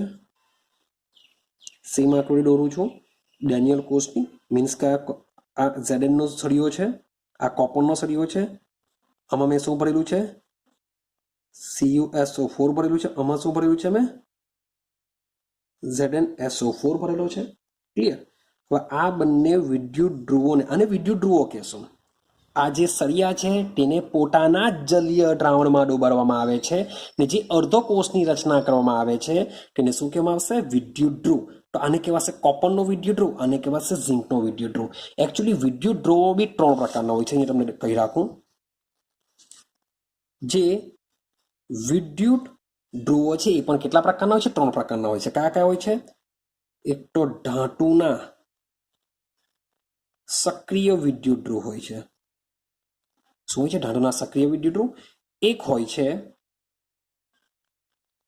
નિષ્ક્રિય વિદ્યુત ધ્રુવ અને એક હોય છે વાયુ વિદ્યુત ધ્રુવ. હવે ત્રણે ડિફરન્સિએશન શું પડે? નામ જ છે ધાતુ. મીન્સ કે કોપર છે, ઝિંક છે, આ બધા ધાતુના સક્રિય વિદ્યુત ધ્રુવ છે. ને આ જે ધાતુના સક્રિય વિદ્યુત ધ્રુવ જો હોય તો આ જે ધાતુ છે જાતે જ શું કરશે? ઓક્સિડેશન અથવા રિડક્શન પ્રોસેસમાં ભાગ લેતી હોય. મીન્સ કે ઝિંકના સળિયાનું ઓક્સિડેશન થાય, Zn+2 દ્રાવણમાં જાય, દ્રાવણમાંથી Cu+2 કોપરના સળિયા પર જમા થાય છે. માટે ધાતુના જો વિદ્યુત ધ્રુવો હોય તો ધાતુનું જાતે જ મીન્સ કે રેડોક્સ પ્રક્રિયામાં ભાગ લેતી હોય છે. પણ જો નિષ્ક્રિય વિદ્યુત ધ્રુવ હોય, લાઈક શું હોય? પ્લેટિનમ નિષ્ક્રિય ધ્રુવ લઈ લો, ભાઈ ગ્રેફાઇટ લઈ લો. પ્લેટિનમ છે, ગ્રેફાઇટ છે, આ જો વિદ્યુત ધ્રુવો હોય તો નિષ્ક્રિય વિદ્યુત ધ્રુવો હોય છે. મીન્સ કે પ્લેટિનમ કે ગ્રેફાઇટ રિએક્શનમાં ભાગ લેતા નથી. એ માત્ર શું કરશે? સંપર્ક સપાટી પૂરી પાડશે. આ ધ્રુવ ઉપર કોઈ નિપજ જમા થશે અથવા દૂર થશે, આવું થશે. પણ જાતે સળિયા પ્રક્રિયામાં ભાગ લેતા નથી. અને આ જે વાયુ વિદ્યુત ધ્રુવ છે એ સેમ નિષ્ક્રિય વિદ્યુત ધ્રુવ જેવા જ છે. ખાલી આમાંથી શું પસાર કરવામાં આવે છે? વાયુ પસાર કરવામાં આવતો હોય છે. રેડી છે? તો તમારે જો વિદ્યુત ધ્રુવ બનાવવો હોય તો કેવી રીતના બનાવી શકાય? તો જે ધાતુનો વિદ્યુત ધ્રુવ હોય તે ધાતુને પોતાના જ ક્ષારના જલીય દ્રાવણમાં ડુબાડવામાં આવે છે. માટે આ જે સળિયો છે એને શું કહેવામાં આવશે? વિદ્યુત ધ્રુવ કહેવામાં આવશે. ક્લિયર છે? અને આ જે આખી પ્રણાલી રચાય છે તેને કહેવામાં આવે છે અર્ધકોષ. આ એક અર્ધકોષ છે. સેમ ઝિંકના સળિયાને પોતાના જલીય દ્રાવણમાં ડુબાડવામાં આવેલો છે તો આ એક બીજો અર્ધકોષ બનશે અને આ બે અર્ધકોષોને જોડવાથી બનશે કોષ. જેમાંથી એક અર્ધકોષમાં ઓક્સિડેશન પ્રોસેસ થાય છે, બીજા અર્ધકોષમાં શું થાય છે? રિડક્શન પ્રોસેસ થાય છે. ક્લિયર છે? ચાલો, તો થોડીક આ ઇન્ફોર્મેશન બી કામ લાગે એવી છે તમને. હવે અગાડી સમજશે. મતલબ કે ઝિંકનો સળિયો છે, કોપરનો સળિયો છે, બંનેને શું કરું છું ભાઈ? એ મીટરથી જોઈન્ટ કરેલું છે. મેં એ મીટરથી મેં જોઈન્ટ કરેલું છે. હવે સમજો, સોરી પર એક સારક સેતુ બી આપણે દોડી દઈએ. ચાલો, મેં એક સારક સેતુ બી દોડી દીધી છે. હવે બરાબર સમજવાનો પ્રયત્ન કરો કે માની લેવું, હવે હું 3 કન્ડિશન વિચારું છું. બરાબર સમજો. હવે હું 3 કન્ડિશન વિચારું છું. આ પહેલી કન્ડિશન. હવે હું બાહ્ય શબ્દ બોલું છું. બાહ્ય એટલે કે બહારથી. કે જ્યારે આ કોષને એટલે કે ડેનિયલ કોષને બાહ્ય પરિપથ વડે વિદ્યુત પ્રવાહ આપવામાં આવે તો શું થાય? આપણે શું કહીએ છીએ કે આ જે પરિપથ છે એ પરિપથને શું કહીએ છીએ? બાહ્ય પોટેન્શિયલ. આપણે અહીંયા પરિપથની જગ્યા પર યોગ્ય શબ્દ મૂકીએ પોટેન્શિયલ એટલે કે પાવર. બાહ્ય પોટેન્શિયલ એટલે કે બાહ્ય પરિપથ વડે વિદ્યુત પ્રવાહ આપવાનો પ્રયત્ન કરે. વિદ્યુત પ્રવાહ મીન્સ કે પોટેન્શિયલ. તો આપણે શું કરીએ છીએ, બેટરી વડે હવે બહારથી વોલ્ટેજ આપીએ છીએ આને, અને એ જે વોલ્ટેજ આપીએ છીએ, સમજો માની લો કે વોલ્ટેજ આપવાનો પ્રયત્ન કરો તો કેવી રીતના આપીશું, તો સમજો એની આકૃતિ.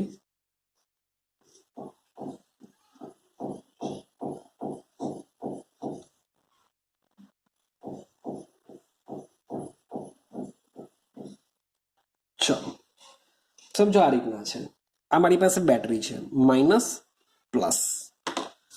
તો મારો પહેલો પોઈન્ટ છે કે અહીંયા મેં બેટરી જોઈન્ટ કરી દીધેલી છે, અને આ બેટરી વડે હું શું કરું છું, ઝિંક અને કોપર. હજી એક વસ્તુ યાદ કરાવું કે આ બે અર્ધકોષોમાંથી જે બાજુ ઓક્સિડેશન થતું હોય, મીન્સ કે Zn નું ઓક્સિડેશન થાય છે, તો આ જે અર્ધકોષ છે એ શાના તરીકે વર્તે છે, એનોડ અર્ધકોષ તરીકે વર્તે છે.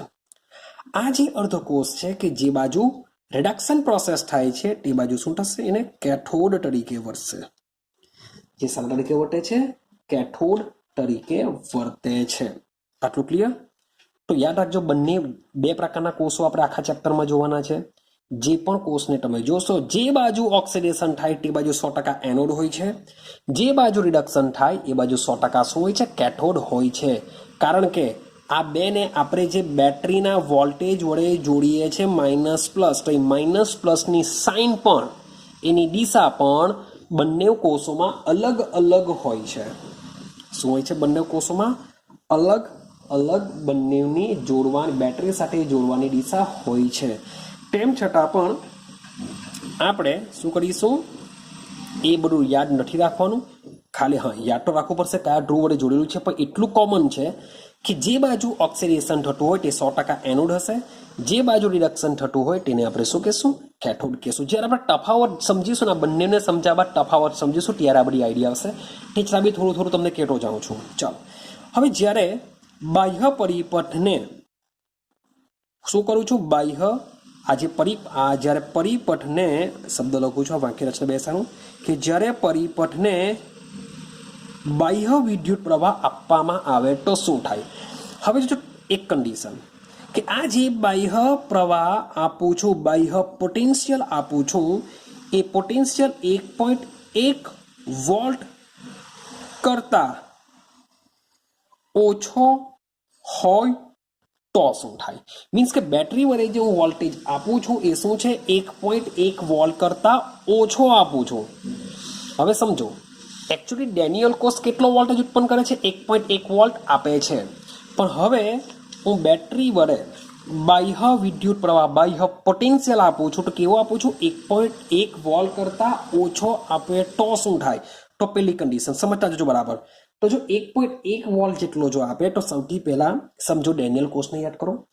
ડેનિયલ કોષની અંદર જે ઇલેક્ટ્રોનનો પ્રવાહ છે, એ ઇલેક્ટ્રોનનો પ્રવાહ ક્યાંથી ક્યાં જાય છે, તો ભાઈ ઝિંકથી કોપર તરફ. કારણ કે ઝિંકનું શું થાય છે, ઓક્સિડેશન. ઝિંકનું ઓક્સિડેશન થાય છે, તો ઝિંકમાંથી ઉત્પન્ન થયેલો જે 2 ઇલેક્ટ્રોન છે એ કોપર પાસે જાય છે. તો ઇલેક્ટ્રોનનો પ્રવાહ ક્યાંથી ક્યાં હોવાનો, ઝિંકથી કોપર તરફ. યાદ રાખજો. તો સેમ જ્યારે બાહ્ય વોલ્ટેજ 1.1 વોલ્ટ કરતા ઓછો હોય છે ત્યારે 1.1 વોલ્ટ કરતા ઓછો હોય છે ત્યારે સેમ અહીંયા પણ જે ઇલેક્ટ્રોનનો જે પ્રવાહ છે, જે ઇલેક્ટ્રોનનો જે પ્રવાહ છે, એ ઇલેક્ટ્રોનનો પ્રવાહ ઝિંકના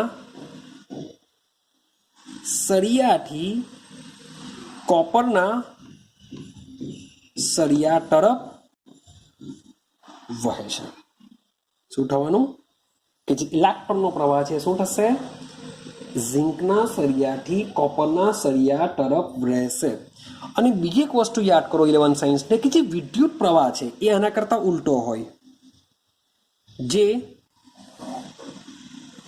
જે વિદ્યુત પ્રવાહ છે, વિદ્યુત પ્રવાહ શું હોય, કોપરના સળિયાથી ઝિંકના સળિયા તરફનો હોય છે. તો આટલી વસ્તુ તમારા દિમાગમાં ફિટ કરી દેવો. રેડી. બીજો પોઈન્ટ શું યાદ રાખવા જેવો છે, ઝિંકનું શું થાય છે, ઓક્સિડેશન થાય. જો ઝિંકનું ઓક્સિડેશન થાય તો ઝિંક ઓગળે. ઝિંક શું થશે, ઓગળશે અને સાથે સાથે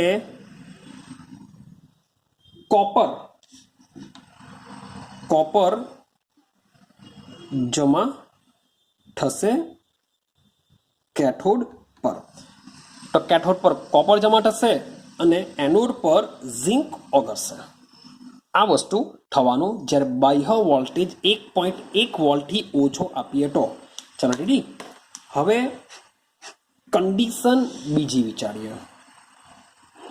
આમ પહેલી કન્ડિશન કે વિદ્યુત પ્રવાહ 1.1 વોલ્ટ કરતાં ઓછો હોય તો.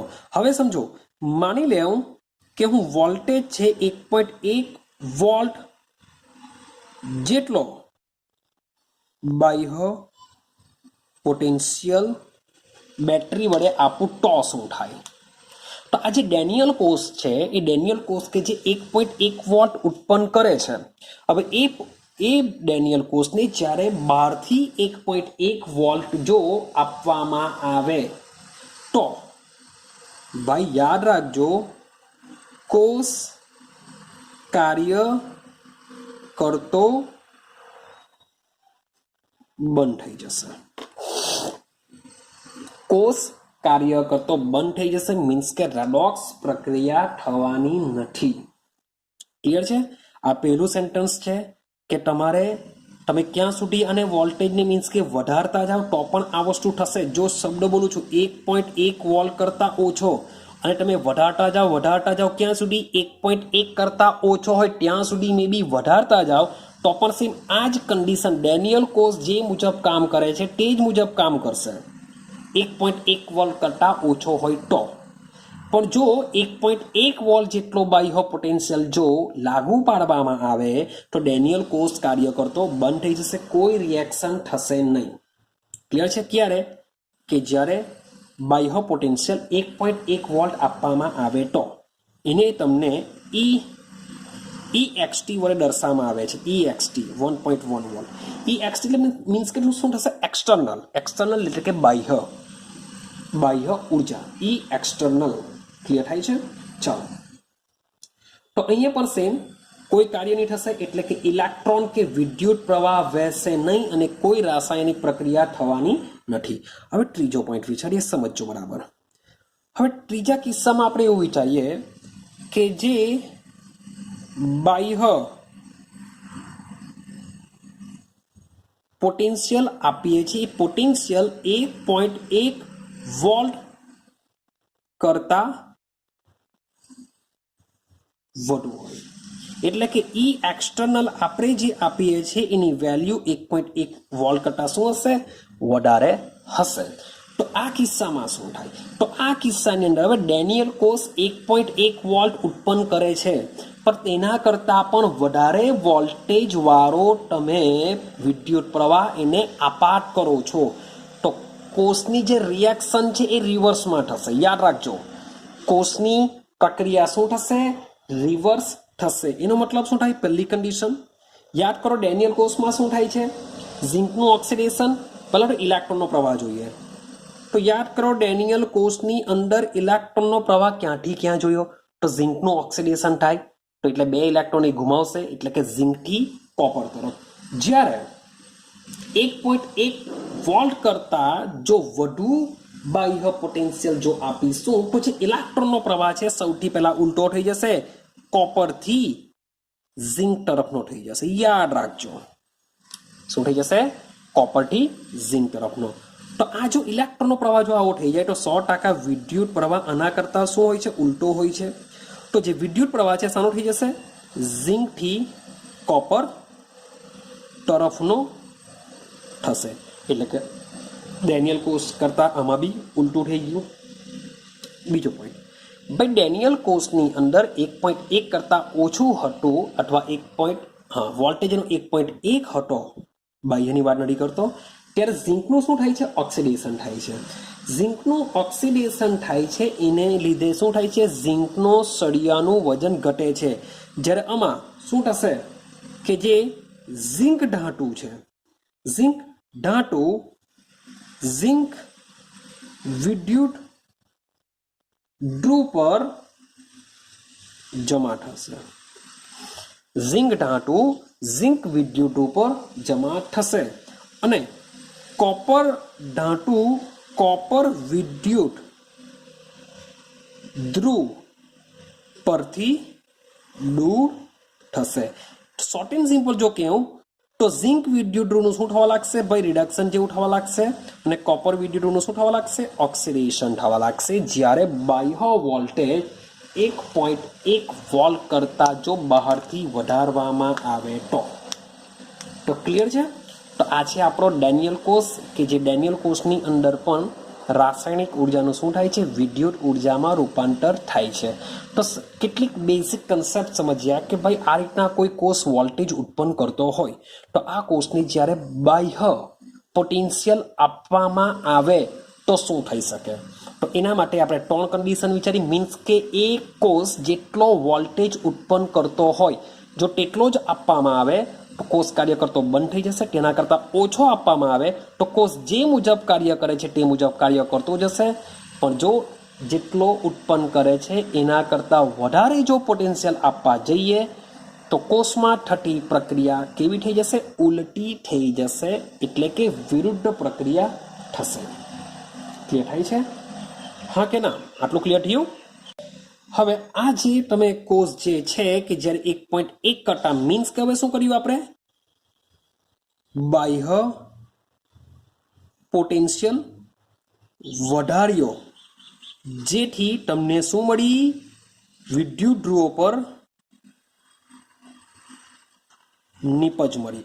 માટે જ્યારે બાહ્ય પોટેન્શિયલ જેટલો ઉત્પન્ન કરે છે એના કરતાં વધારે આપવામાં જો આવે ત્યારે એ કોષ કામ કરતો હોય છે વિદ્યુત વિભાજન કોષ તરીકે કાર્ય કરતો હોય છે. મેં તમને કીધું કે જેમાં વિદ્યુત ઉર્જાનું રૂપાંતર શામાં થાય છે? રાસાયણિક ઉર્જામાં થાય છે. મીન્સ કે કોષ જેટલો ઉત્પન્ન કરે છે એના કરતાં વધારે આપીએ છે તો એ જે વધારાનો જે વોલ્ટેજ છે વધારાનો વોલ્ટેજ શું કરશે?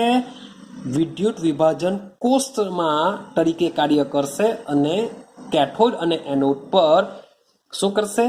નિપજો ઉત્પન્ન કરશે. તો આ મુજબના બે કોષો કામ કરતા હોય છે. એક છે વિદ્યુત રાસાયણિક કોષ અને બીજો હોય છે વિદ્યુત વિભાજન કોષ. તો આ વિદ્યુત વિભાજન કોષ વિશેની બધી ઇન્ફોર્મેશન આપણે શું કરીશું? પાછળથી મેળવીશું. ચાલો તો હવે આપણે સમજીએ ગેલ્વેનિક કોષ. તો એક ડેનિયલ કોષ છે એ પણ એક જાતનો ગેલ્વેનિક કોષ જ છે. મેં તમને આગળ સમજાવ્યું તેમ.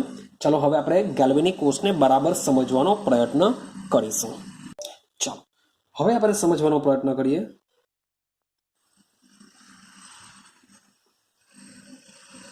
ગેલ્વેનિક કોષ. ચાલો સમજતા જજો ગેલ્વેનિક કોષ શું છે. તો આપણે ગેલ્વેનિક કોષ વિશે આગળ જ સમજીને આવ્યા કે આ એક એવો કોષ છે કે જેમાં રાસાયણિક ઉર્જાનું વિદ્યુત ઉર્જામાં રૂપાંતર થાય છે. રાસાયણિક ઉર્જાનું વિદ્યુત ઉર્જામાં રૂપાંતર થાય છે તો એવા કોષને શું કહેશું? ગેલ્વેનિક કોષ કહેશું. ક્લિયર? હવે આ જે ગેલ્વેનિક કોષ છે એ કોષ શું છે?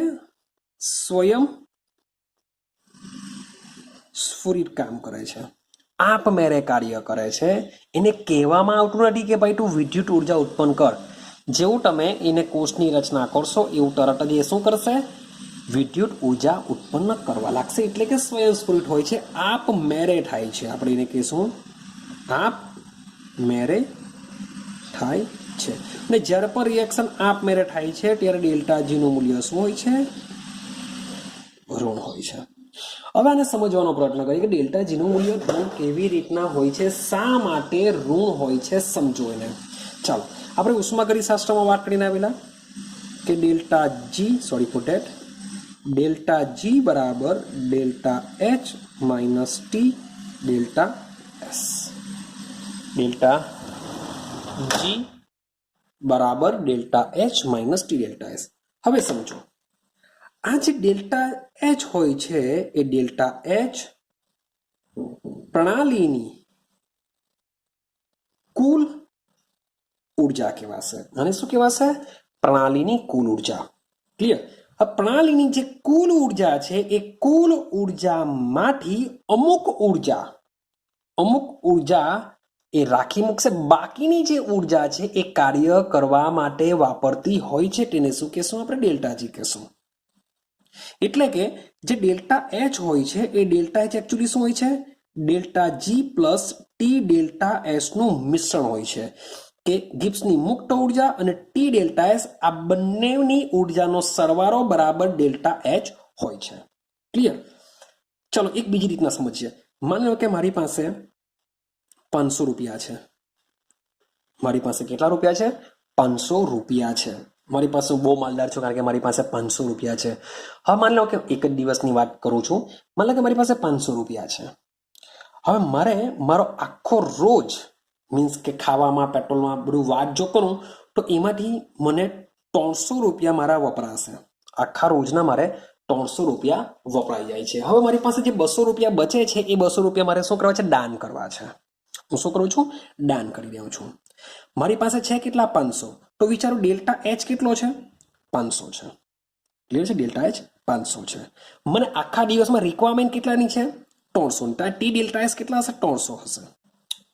ટી ડેલ્ટા એસ કેટલા હશે? 300. મીન્સ કે પ્રણાલીની જે કુલ ઉર્જા છે એ કુલ ઉર્જામાંથી અમુક ચોક્કસ ઉર્જા એ રાખી મૂકશે. બાકીની જે ઉર્જા છે, બાકી કેટલી રહી? આ જે 200 છે, આ 200 શું કરશે? કોઈ કાર્ય કરવા માટે વાપરી નાખશે. બાકીની જે ઉર્જા છે મીન્સ કે આ જે 200 જેટલી જે ઉર્જા છે એ ઉર્જા શું કરશે? પ્રણાલી કાર્ય કરવા માટે વાપરી નાખશે. મીન્સ કે જે પણ પ્રક્રિયા સ્વયંસ્ફુરિત થાય છે આપમેળે થાય છે કારણ કે એમાં પ્રણાલીની ઉર્જા જાતે કાર્ય કરે છે. પ્રણાલી કરવા માટે ઉર્જામાં શું થશે? ઘટાડો થશે. ક્લિયર છે? આના કરતા ઉલટું વિચારો કે જે વિદ્યુત વિભાજન કોષ છે એમાં આપણે વિદ્યુત ઉર્જા આપીશું. વિદ્યુત ઉર્જા આપવાથી પ્રક્રિયા થશે કારણ કે આપમેળે થવાની નથી, આપમેળે થતી નથી. આપણે વિદ્યુત ઉર્જા આપીશું. વિદ્યુત ઉર્જા આપીશું માટે ડેલ્ટા જીમાં શું થશે? વધારો થશે. જેને લીધે તે પ્રોસેસમાં ડેલ્ટા જીનું મૂલ્ય કેવું હોય છે? પ્લસમાં હોય છે. તો આઈડિયા આવે છે? આઈ હોપ સો થોડી ઘણી આઈડિયા આવી હોય કે ડેલ્ટા જીનું મૂલ્ય ઋણ શા માટે આવશે? કારણ કે પ્રક્રિયા દરમિયાન જે પણ પ્રક્રિયા આપમેળે થશે તો આપમેળે થવા માટેની જરૂરી જે ઉર્જા છે એ ઉર્જા પ્રણાલી દ્વારા વપરાશે માટે ડેલ્ટા જી કેવો હોય છે? ઋણ હોય છે.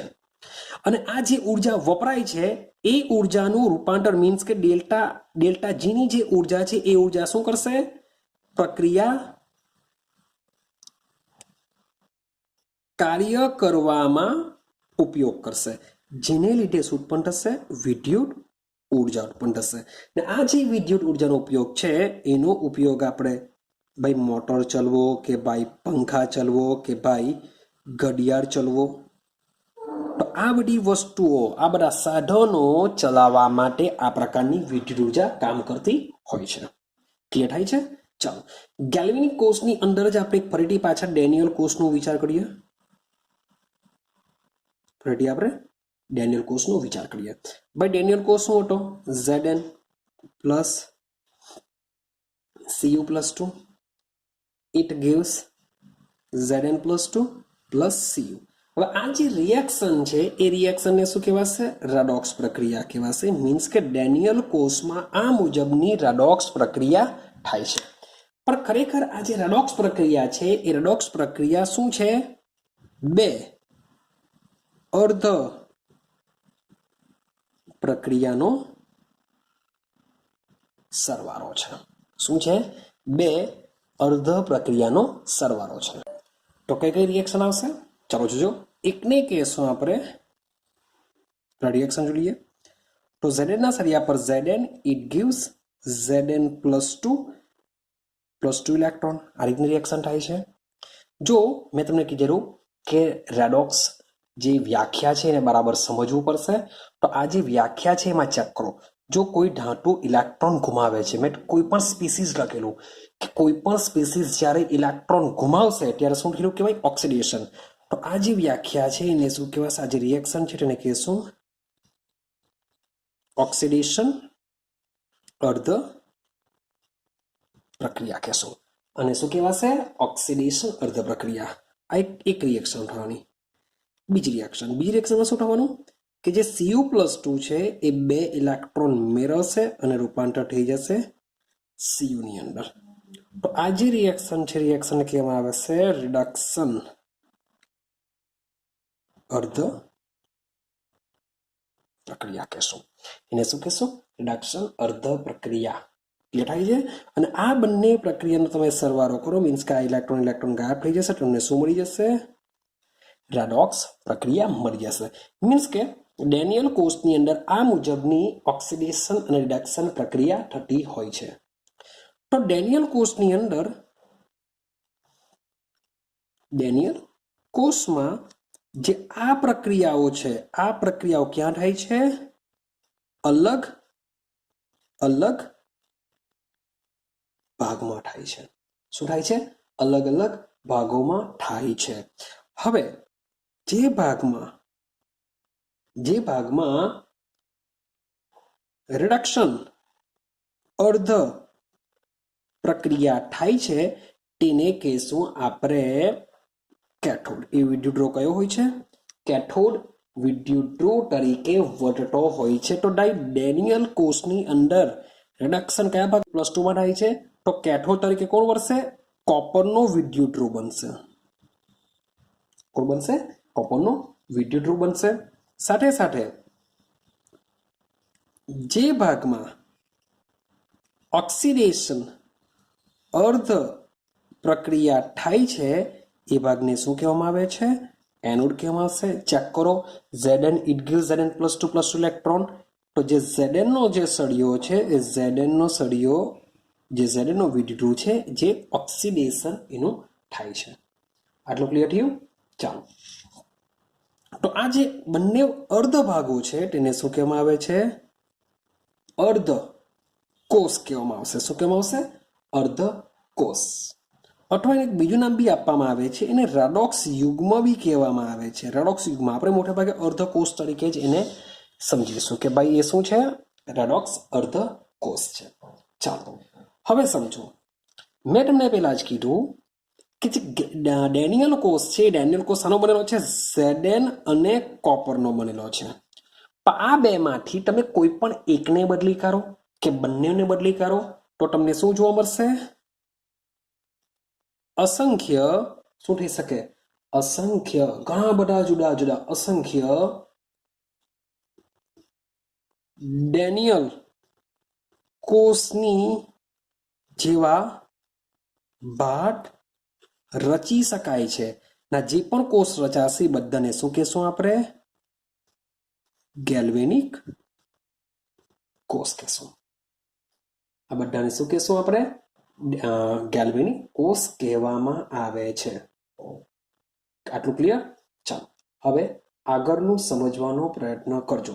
હવે આપણે વાત કરીએ અર્ધકોષ વિશે. હવે તમે કોઈ પણ એક અર્ધકોષ લઈ લો, કોઈ પણ એક અર્ધકોષ. તો અર્ધકોષમાં શું થશે? અર્ધકોષમાં શું થશે? તો અર્ધકોષમાં શું થશે? એક બીકર લીધેલું હોય, એ બીકરમાં જલીય દ્રાવણ ભરેલું હોય અને એમાં એક સળિયો હોય છે. હવે મેં તમને આગળ બી કીધું કે આ જે સળિયો હોય છે માની લો કે ઝિંકનો હોય, તો એનું જે વિદ્યુત વિભાજ્ય દ્રાવણ હોય છે એ દ્રાવણ પર આનો જ ક્ષાર હોય. મીન્સ કે તમે ZnCl2 નું દ્રાવણ લઈ શકો, ZnSO4 નું દ્રાવણ લઈ શકો. ક્લિયર થાય છે? મીન્સ કે આના જ ક્ષારનું દ્રાવણ તમે લઈ શકો. તો આ રીતના જે રચના થાય છે તેને આપણે શું કહીએ છીએ? અર્ધકોષ કહીએ છીએ. અને આ જે વસ્તુ હોય છે સળિયો તેને શું કહેવામાં આવે છે? વિદ્યુત ધ્રુવ કહેવામાં આવે છે. શું કહેવામાં આવશે એને? વિદ્યુત ધ્રુવ. અને કોઈ પણ ગેલ્વેનિક કોષમાં, હું શબ્દ બોલું છું ગેલ્વેનિક કોષ, એમાં ડેનિયલ કોષ બી આવી જશે, ગેલ્વેનિક કોષ બી આવી જશે. તો કોઈ પણ ગેલ્વેનિક કોષમાં આ બંને વિદ્યુત ધ્રુવોને વોલ્ટ મીટર વડે કોપરના તાર વડે જોડવામાં આવેલા હોય છે. કોઈ પણ ગેલ્વેનિક કોષમાં જે વિદ્યુત ધ્રુવો લેવામાં આવે છે એ વિદ્યુત ધ્રુવોને વોલ્ટ મીટર વડે કોપરના તાર વડે શું કરવામાં આવે છે? જોઈન્ટ કરવામાં આવે છે. હવે એક બીજો વસ્તુ યાદ રાખજો, જે ડેનિયલ કોષ છે એ ડેનિયલ કોષમાં આપણે શું કરેલું છે? બંને વિદ્યુત ધ્રુવોને અલગ અલગ પાત્રમાં રાખેલા છે. અલગ અલગ પાત્રનો મતલબ શું થાય કે આ બાજુ મેં ઝીંકનો સળિયો રાખ્યો, આ બાજુ મેં શું રાખ્યો, કોપરનો સળિયો રાખ્યો. ઝીંક અને કોપરને અલગ અલગ પાત્રમાં રાખેલા છે. તો શું દરેકે દરેક કોષમાં શું આ જ રીતનું હોય છે? તો ના, એવું જરૂર નથી. અને બીજું કે જ્યારે બી અલગ અલગ રાખીએ છીએ ત્યારે આપણે શાનો ઉપયોગ પડશે? ક્ષારક સેતુનો ઉપયોગ પડતો હોય છે. પરંતુ જરૂરી નથી કે આ જે બંને અર્ધ કોષોને એક જ પાત્રમાં પણ રાખી શકાય છે. આ બંને અર્ધકોષને એક જ પાત્રમાં પણ રાખી શકાય છે. જ્યારે બંને અર્ધકોષ એક જ પાત્રમાં હોય ત્યારે ક્ષારક સેતુની જરૂર પડતી નથી. ક્લિયર થાય છે? તો ભાઈ ગેલ્વેનિક કોષમાં ક્ષારક સેતુ હોઈ પણ શકે, ક્ષારક સેતુ ન પણ હોઈ શકે. જો બંને વિદ્યુતરૂપ અલગ અલગ પાત્રમાં હોય તો કોષની સંપૂર્ણ રચના માટે ક્ષારક સેતુની જરૂર પડશે. પણ જ્યારે બંને અર્ધકોષ એક જ પાત્રમાં હોય ત્યારે ક્ષારક સેતુની જરૂર પડતી નથી. ચાલો, ક્લિયર થઈ ગયું આટલું? હવે આગળ સમજજો. ચાલો આગળની વાત કરીએ. જેટલું છે એટલા પોઈન્ટ સમજતા જાવ બધા. હવે જો ભાઈ દરેક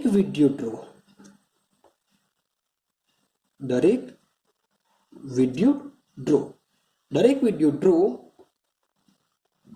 વિદ્યુત વિભાજ્યની આંતર સપાટી પર ધાતુ આયન દ્રાવણમાંથી વિદ્યુત ધ્રુવ પર જમા થશે. શું થાય છે? ધાતુ આયન દ્રાવણમાંથી વિદ્યુત ધ્રુવ પર. તો આ સેન્ટેન્સ બરાબર. ચાલો ડેનિયલ કોષને પાછું જરાક દોડી દઉં તો તમને આઈડિયા આવશે કે હું શું કહેવા માંગુ છું. ચાલો સમજો. મારી પાસે ડેનિયલ કોષ છે. આ શું છે? ઝીંકનો સળિયો છે. આ શું છે? કોપરનો સળિયો છે. આ ભાઈ દ્રાવણ શાનું હશે? ZnSO4 1 મોલર દ્રાવણ લઈ લઉં છું. આનું બી કામ છે 1 મોલર. કેમ છે? આ દ્રાવણ છે 1 મોલર CuSO4 નું છે. અને આને હું શું કરું છું? વોલ્ટમીટર વડે જોઈન્ટ કરેલું હોય છે. આમાં શું રાખેલું હોય છે? ક્ષારક સેતુ રાખેલું હોય છે. ક્લિયર છે? આ મુજબની રચના હોય છે. હવે સમજો કે વિદ્યુત ધ્રુવ અને વિદ્યુત વિભાજ્ય. આ વિદ્યુત ધ્રુવ છે. આ શું છે? વિદ્યુત ધ્રુવ અને આ છે વિદ્યુત વિભાજ્ય. આ જે ZnSO4 નું જલીય દ્રાવણ છે એ વિદ્યુત વિભાજ્ય છે.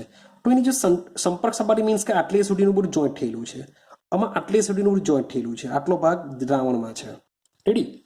તો થશે શું ભાઈ? આ બાજુ ખબર જ છે ઓક્સિડેશન થવાનું, આ બાજુ રિડક્શન થવાનું. આ બાજુ ઓક્સિડેશન થશે એટલે Zn શું કરશે? Zn+2 બનાવશે. આ બાજુ રિડક્શન થાય છે એટલે દ્રાવણમાંનો જે Cu કોપર સલ્ફેટનું દ્રાવણ એટલે શું? દ્રાવણમાં Cu+2 હશે, દ્રાવણમાં SO4-2 હશે. તો દ્રાવણમાંનો જે Cu+2 છે એ શું કરશે? 2 ઇલેક્ટ્રોન મેળવીને Cu માં રૂપાંતર પામશે. એટલે કે દ્રાવણમાંનો જે કોપર છે એ શું થશે? આના ઉપર જમા થશે. અને સળિયા પરનો જે Zn છે એ દ્રાવણમાં એઝ અ Zn+2 તરીકે જશે. તો દરેક વિદ્યુત ધ્રુવ વિદ્યુત વિભાજ્યની આંતર સપાટી પર ધાતુ આયન મીન્સ કે આ ઓક્સિડેશનની વાત ચાલે છે, રિડક્શનની વાત ચાલે છે. તો આ દ્રાવણમાં જે Cu+2 છે, Cu+2 શું કરે છે? વિદ્યુત ધ્રુવ પર જમા થાય છે. એટલે કે રિડક્શન થશે. તો આમાં શું થશે વિચારો. ને આ શું બનશે? જાણે કે માની લઉં કે Cu+2 છે એ Cu+2 શું થાય છે? Cu તરીકે બને છે. તો જે નિક્ષેપિત થાય છે એને લીધે આ જે સળિયો છે એ સળિયો શું કરશે? અહીંયા શું એક દ્રાવણ શું બનશે? ધન વીજભારિત બનશે. જે સળિયો છે સળિયો શું બનશે? ધન વીજભારિત બનશે. કેમ? કારણ કે દ્રાવણ શું બનશે ખબર છે? દ્રાવણ છે કોપર સલ્ફેટનું. વિચારજો, બરાબર વિચારજો કે દ્રાવણમાં શું રહેલું છે? Cu+2 રહેલા છે, SO4-2 રહેલા છે. માની લો કે આ સળિયો છે. સળિયાની સપાટી ઉપર Cu+2 જમા થતા રહેશે. તો આ જે સળિયો છે સળિયો શું બની જશે? ધન વીજભારિત બની જશે. પણ જે દ્રાવણ છે એ દ્રાવણમાં હવે SO4-2 નું પ્રમાણ વધી જશે. કારણ કે Cu+2 તો Cu તરીકે જમા થાય છે, તો Cu+2 ગાયબ થઈ જશે, તો દ્રાવણમાં SO4-2 રહેશે, જેને લીધે દ્રાવણ શું બનશે? ઋણ વીજભારિત બનશે. તો સળિયો બની ગયો ધન વીજભારિત, દ્રાવણ બની ગયું ઋણ વીજભારિત. તો આવું કંઈક આ બાજુ થવાનું, હા કે ના? હવે આ જ સમયે, જે સમયે આ વસ્તુ અહીંયા થાય છે, તે જ સમયે આમાં શું થશે વિચારો. તે જ સમયે આ પાત્રમાં શું થશે વિચારો, કે દ્રાવણમાં શાનું છે? ZnSO4, એટલે કે દ્રાવણમાં શું હશે? Zn+2 હશે, SO4-2 હશે. સળિયો શાનો છે? ઝિંકનો છે. આ બાજુ થાય છે ઓક્સિડેશન. ઓક્સિડેશન થાય છે, મતલબ શું થાય કે સળિયા પરથી Zn+2 ક્યાં જશે? દ્રાવણમાં જશે. સળિયા પરથી Zn+2 દ્રાવણમાં જશે. એનો મતલબ એમ થાય કે આ જે દ્રાવણ છે એ દ્રાવણ શું બની જશે? Zn+2 ના વધારાથી ધન વીજભારિત બની જશે. દ્રાવણ શું બની જશે? ધન વીજભારિત. આ ધન વીજભારિત બની જશે, આ શું બની જશે? ઋણ વીજભારિત બની જશે. સાથે સાથે જે સળિયો છે એ ઋણ વીજભારિત, આ બાજુ કામ ઋણ વીજભારિત, કારણ કે 2 ઇલેક્ટ્રોન ગુમાવે છે, તો 2 ઇલેક્ટ્રોન કોને મળવાના? આને મળવાના. એ ક્યાં જશે? આ બાજુ જશે. એ કોણ લઈ લેશે? Cu લઈ લેશે. તો આ રીતની આખી પ્રોસેસ થતી હોય છે. આટલું ક્લિયર છે? તો આ બાજુનો જે સળિયો છે એ શું કરશે? વિદ્યુત ધ્રુવ પર ઇલેક્ટ્રોન છોડશે, તેથી એ શું બનશે? ઋણ વીજભારિત બનશે. વિદ્યુત ધ્રુવ ઋણ વીજભારિત બનવાનો પ્રયત્ન કરશે, જેથી આપણે જોઈ શકીએ કે સંતુલન જ્યારે થશે એ સંતુલને વીજભારનું અલગીકરણ હોય છે. સંતુલન શું હોય? વીજભાર બંને કેવા હોય છે? અલગ અલગ હોય છે, અને બંને એકબીજાની વિરુદ્ધ પ્રક્રિયાના વલણના આધારે દ્રાવણની સાપેક્ષ બંને શું કરશે? મીન્સ કે આ બાજુનું દ્રાવણ, આ બાજુનું પાત્ર, આ બાજુનું પાત્ર. મેં તમને પહેલા જ કીધું કે જે ઇલેક્ટ્રોનનો પ્રવાહ હોય છે તે જુદો હોય છે, વિદ્યુત પ્રવાહનો પ્રવાહ હોય છે તે જુદો હોય છે. તો આ કેવી રીતના ઉત્પન્ન થાય છે? મીન્સ કે ઇલેક્ટ્રોન તો જે બાજુ ઓક્સિડેશન થાય છે એ બાજુ ઇલેક્ટ્રોન ઉત્પન્ન થવાના, ને ઇલેક્ટ્રોન એ વિદ્યુત ધ્રુવથી બીજા વિદ્યુત ધ્રુવ તરફ જશે. રેડી છે? ચાલો, હવે દ્રાવણ બી શું થવાનું? કે જે બાજુ ઓક્સિડેશન થતું હોય તે બાજુનું દ્રાવણ બનશે ધન વીજભારિત, બીજી બાજુનું દ્રાવણ શું બનશે? ઋણ વીજભારિત બનશે. મીન્સ કે બંને પાત્રોમાં એકબીજાથી વિરુદ્ધ પ્રક્રિયાના વલણને આધારે જે દ્રાવણ છે એ દ્રાવણની સાપેક્ષ ધનભાર કે શું કરશે? ઋણ ભાર ધરાવે. આ બાજુનું જે પાત્ર છે એ દ્રાવણ છે ધનભાર ધરાવે છે, આ બાજુનું જે પાત્ર છે એ ઋણ ભાર ધરાવે છે. ક્લિયર છે? તો આ જે વિદ્યુત ધ્રુવ અને વિદ્યુત વિભાજ્ય, વિદ્યુત ધ્રુવ અને વિદ્યુત વિભાજ્ય વચ્ચે પોટેન્શિયલ વિકસિત થાય છે. પોટેન્શિયલનો તફાવત વિકસિત થશે. પોટેન્શિયલનો તફાવત વિકસે છે, કારણ કે જે સળિયો છે, સળિયો બનવાનો ઋણ વીજભારિત, નેગેટિવ બનશે, અહીં લખી દઈએ છે ઋણ વીજભારિત, દ્રાવણ બનશે ધન વીજભારિત. તો વિદ્યુત ધ્રુવ અને વિદ્યુત વિભાજ્ય, સેમ અહીંયા બી વિદ્યુત ધ્રુવ અને વિદ્યુત વિભાજ્ય. તો આ બંને વચ્ચે શું થશે? પોટેન્શિયલનો તફાવત વિકસે છે. આ તફાવતને કહેવામાં આવે છે વિદ્યુત ધ્રુવ પોટેન્શિયલ. શું કહેવામાં આવે છે ને? વિદ્યુત ધ્રુવ પોટેન્શિયલ કહેવામાં આવે છે. પણ આ જે વિદ્યુત ધ્રુવ પોટેન્શિયલ છે, આ વિદ્યુત ધ્રુવ પોટેન્શિયલ વિશે વાત કરું કે જ્યારે બંને વિદ્યુત વિભાજ્ય દ્રાવણની સાંદ્રતા 1 મોલર હોય તો આવા પોટેન્શિયલને કહેવામાં આવે છે પ્રમાણિત વિદ્યુત ધ્રુવ પોટેન્શિયલ. યાદ રાખજો, જ્યારે બંને જલીય દ્રાવણની સાંદ્રતા 1 મોલર હોય તો આવા પોટેન્શિયલને શું કહેશું? પ્રમાણિત વિદ્યુત ધ્રુવ પોટેન્શિયલ કહેવાશે. ને આના કરતા ઉલટું, કે જે આપણે બે વિદ્યુત વિભાજ્યનો મતલબ શું થાય કે આ જે વિદ્યુત ધ્રુવોને જેમાં ડુબાડેલા છે એ બંને દ્રાવણની સાંદ્રતા જો એક મોલર ન હોય અને કોષ જે વિદ્યુત પ્રવાહ આપશે મીન્સ કે જે વોલ્ટેજ આપશે એવા વિદ્યુત પ્રવાહને આપણે કહેશું બિન પ્રમાણિત વિદ્યુત ધ્રુવ પોટેન્શિયલ કહેશું. એને શું કહેશું? બિન પ્રમાણિત વિદ્યુત ધ્રુવ પોટેન્શિયલ કહે છે. તો આટલી વસ્તુ તમારે ક્લિયર કરવાની છે. હવે સમજો મેં વાત કરું છું આઈયુપીએસસી મુજબ. તો આઈયુપીએસસી પ્રણાલિકા પ્રમાણે યાદ રાખજો આ રિડક્શન પોટેન્શિયલને પ્રમાણિત વિદ્યુત ધ્રુવ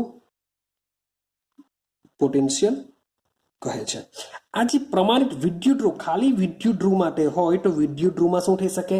એક બાજુ ઓક્સિડેશન થશે, એક બાજુ રિડક્શન થશે. મીન્સ કે બંને વિદ્યુત ધ્રુવ અલગ અલગ પ્રક્રિયા થાય. તેમ છતાં પણ બંનેનો જે તફાવત છે એ તફાવત કેટલો પોટેન્શિયલ આપશે તેનો આધાર શું થશે?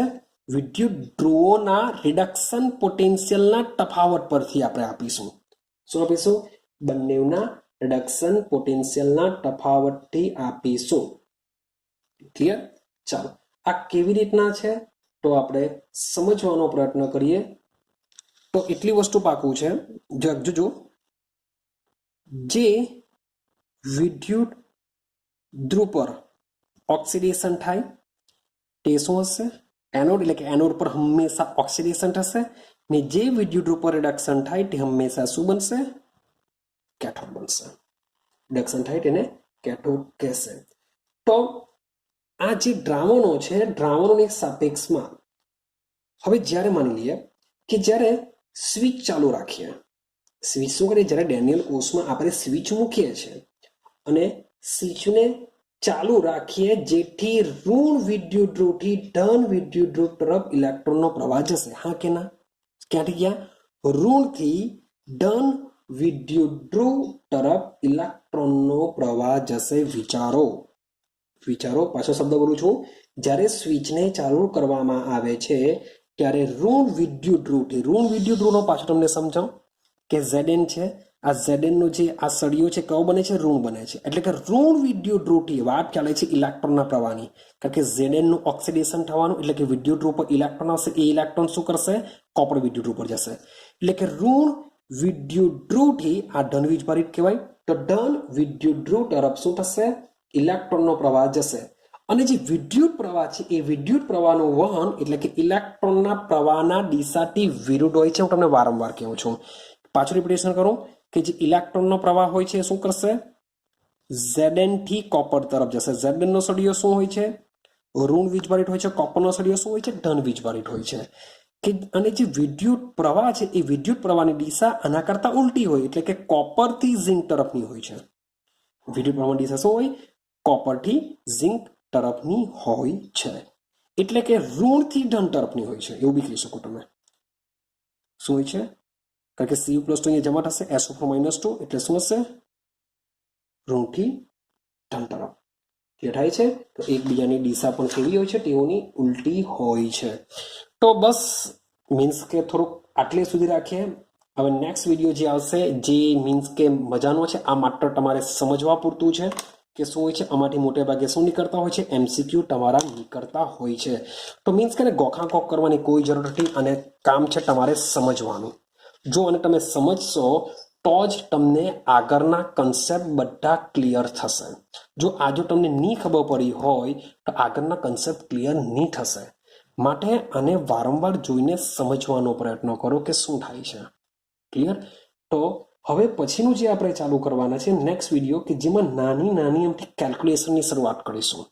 એ નાની કેલ્ક્યુલેશન તમને મોટા દાખલા ગણવા માટે કામ લાગશે. માટે નેક્સ્ટ વિડીયો પણ ખૂબ જ ઇમ્પોર્ટન્ટ બનશે. તો મળીશું હવે આપણે નેક્સ્ટ વિડીયોની અંદર.